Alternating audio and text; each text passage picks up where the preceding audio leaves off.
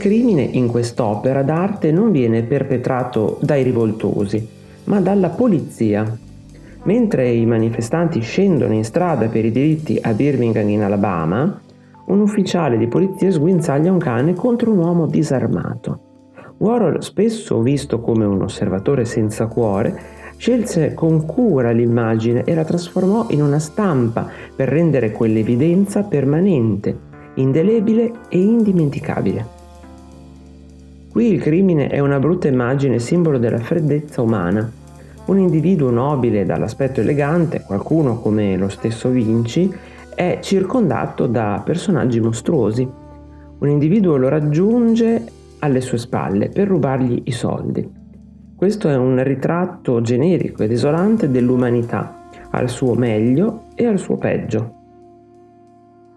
Cézanne è famoso per le mele e i giocatori di carte, per dipinti di profondo silenzio. Ma il giovane Cézanne era un ragazzino un po' matto. In nessun dipinto la mente pericolosa di Cézanne è più visibile in questa selvaggia rappresentazione di un brutale omicidio.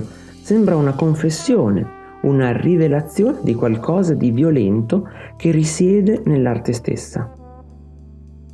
In questa fotografia il grande Arthur Feeling, soprannominato Wiggy per la sua capacità quasi soprannaturale di arrivare sulle scene del crimine prima della polizia, come se avesse una tavola Wiggy per contattare i morti, usa il crimine violento come immagine della perdita dell'innocenza. Una folla di bambini si spinge a vedere le orribili conseguenze di un omicidio. Non possiamo vedere chi è stato ucciso o quanto sia stato brutale. Invece vediamo l'omicidio riflesso negli occhi di questi bambini.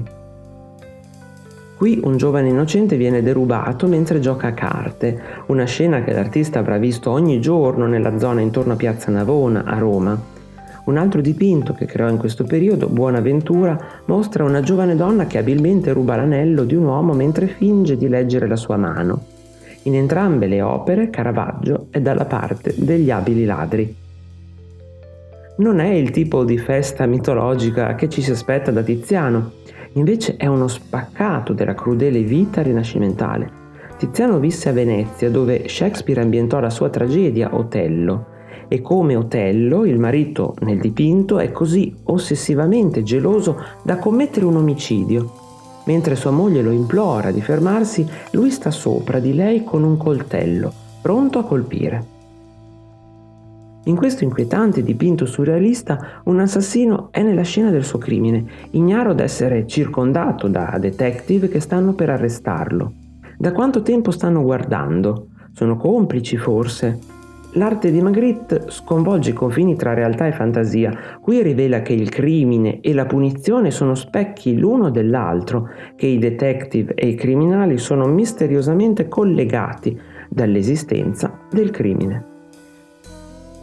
Per David, che ha partecipato agli atti più radicali della Rivoluzione francese, la morte di uno dei suoi più eloquenti rappresentanti, Marat, è stato un omicidio imperdonabile.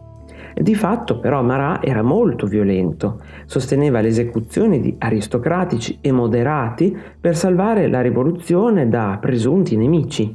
La pittura di David schiaccia tali ambiguità e nel dipingere l'orrore della scena del crimine trasforma Marat in un santo rivoluzionario. Contrariamente ad alcune stupide teorie, il brillante pittore inglese Sickert non era Jack lo squartatore, ma era perseguitato dall'omicidio di Camden Town, un omicidio che per lui rappresentava la vita disperata delle persone più vulnerabili. I dipinti che si ispirano a questo crimine si concentrano sulla povertà e la disperazione. San Pietro Martire era un inquisitore. Il suo compito era quello di estirpare l'eresia catara nel sud della Francia nel XIII secolo.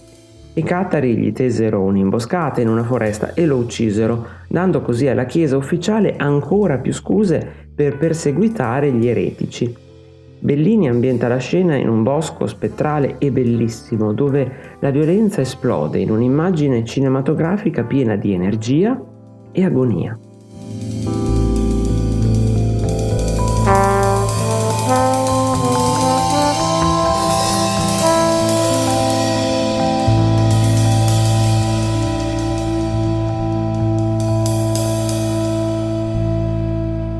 Se il video ti è piaciuto lasciami un like qui sotto, condividilo con i tuoi amici e scrivi anche un commento con un apprezzamento, una critica, ma anche un suggerimento dei temi o argomenti da trattare nei prossimi video.